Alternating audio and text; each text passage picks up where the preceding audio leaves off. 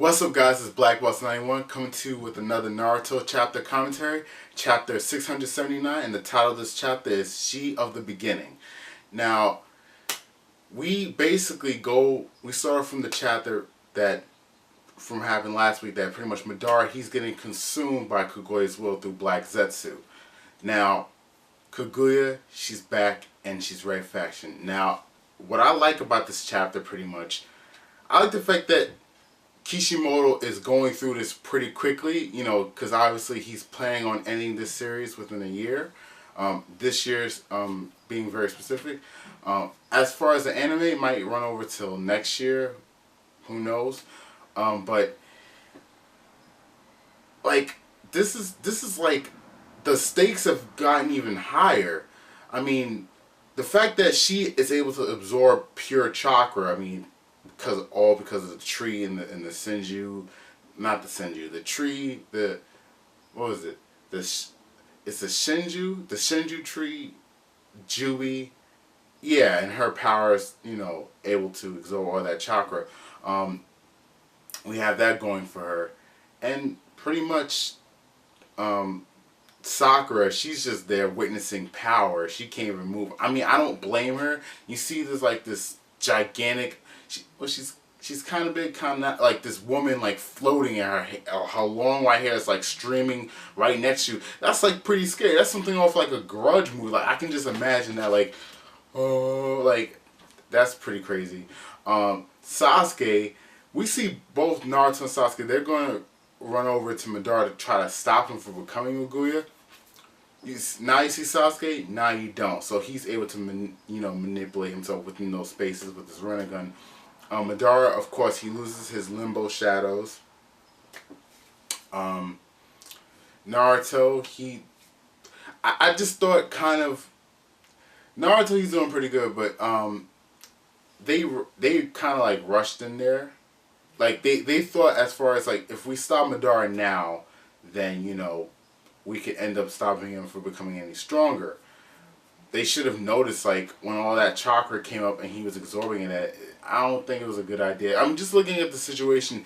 It looks like he was going to explode, because all that pure chakra going into Madara, he couldn't even control it. He was being consumed by the will, and he just expanded like a balloon, pretty much. Look at all this crazy power.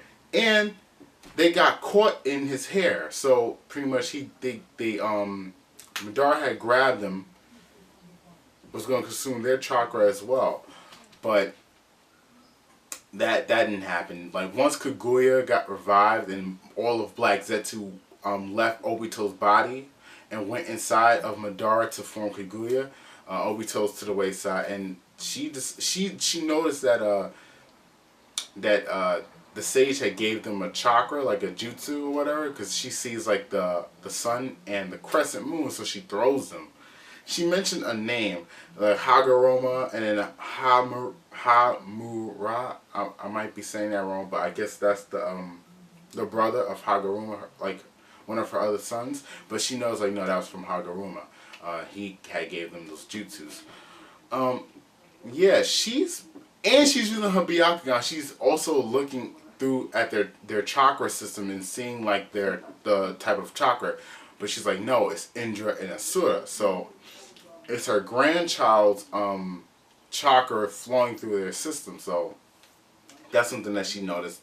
Her Byakugan was able to sense that, and we witnessed her using her power. Like, I don't know what she did. Either she like at the end of the panel, at the end of the chapter, they're like, she's like, I think it's time to end this now. Like, she wants to get it over with quick.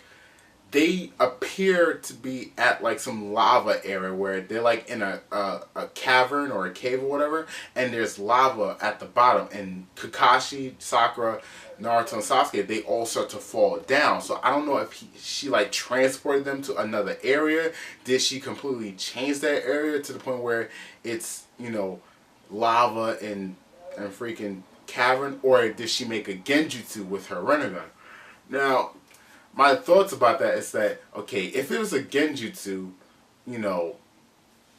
why I say end is like, why don't you just kill them off? And if she did change that area completely, because Naruto noticed something like happening under him, like, or I guess now he sees that the lava, that's completely amazing power. I'm thinking, did she make them levitate? As far as okay, I'm gonna levitate you guys, then I'm gonna let you guys drop, or I'm gonna create this area and now you're gonna drop. It's still uncertain of how she did it, but she's looking pretty badass with this ability. And like, the rabbit goddess, like Kaguya, she looks mad good, son. Like, I can't lie, like this girl, this woman, not a girl, this woman, she is like taking it to a whole nother level. Now, I don't know how Naruto and Sasuke are going to defeat her, how they're going to get out of the situation. Well, actually, no, I had some thoughts about that. Possibly Sasuke, he's going to use his Susanoo and probably stand on the lava, or use his Susanoo to use his wings to fly, like to basically fly out of that area, so he wouldn't have to be caught in the lava. And he might be able to save Kakashi and Sakura. Also, Naruto, he might actually go into like his chakra form, as far as what we've seen in the past with Indra. He was able to create like a chakra body, kind of like how Naruto, when he goes into Naruto Fox, he has that same chakra body. It resembles Asura's chakra body, so he might be able to do that.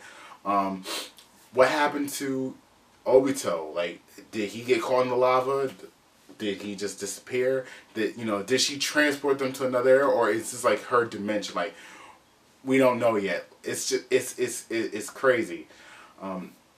But if that's the case, if she did dramatically change the scenery that instant, that just tells you or shows you how powerful Kaguya is on, like how she is. Like, she's on a whole nother level, more than Madara.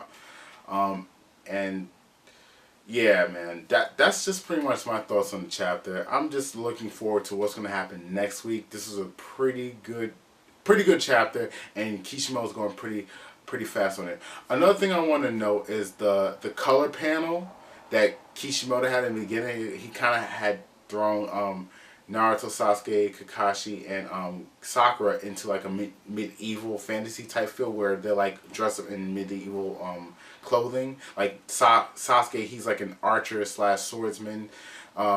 Naruto, he kind of has like a shield / claymore. He's next to a red dragon. The dragon looks pretty cute and cool. Sakura, what was she?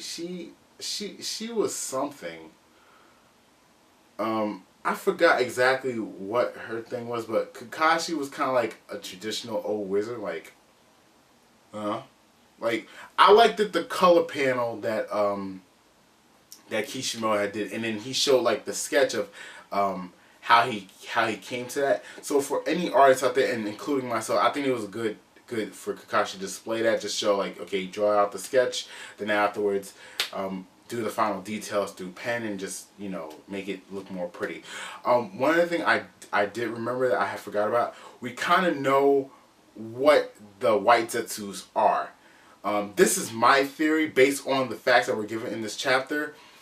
Black Zetsu, he kind of he told Naruto and Sasuke that pretty much, yeah, we don't plan on killing the people that are being attached to the tree, because Naruto thought, well, we gotta get everyone separated from the tree, because it's gonna drain their chakra and die. I was kind of thinking that too, like in the back of my mind, like maybe like they say like she wants to attach everyone to the tree and drain their chakra. I'm like, how would you keep them living? Would you just drain slow bits of their chakra, or expand their chakra to the point where you take a little bit and make it a lot? Even though, so it's like you're draining their chakra slowly, but you're making more of it by draining it, like you're pulling it to stretch it.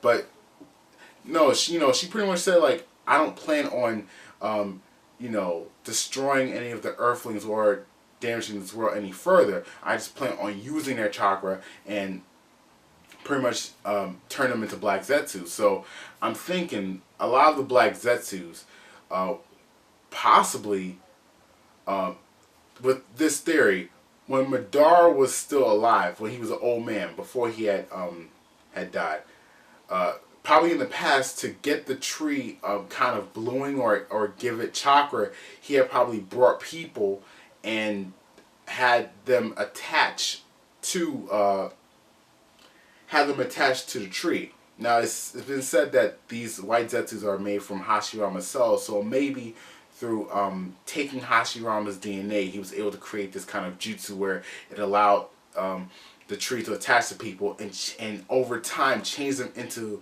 black zetsus, like basically putting them in a dream, making them think something, and fully corrupting and taking over their body.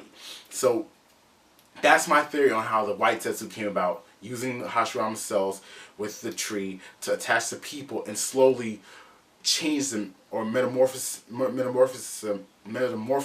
them into white zetsu. So that's kind of like what's happening to all the people in the world, or in the five countries, that they're trapped in this world that's changing their mindsets and slowly changing them into white zetsus, because Kaguya wants a perfect army, an army of soldiers.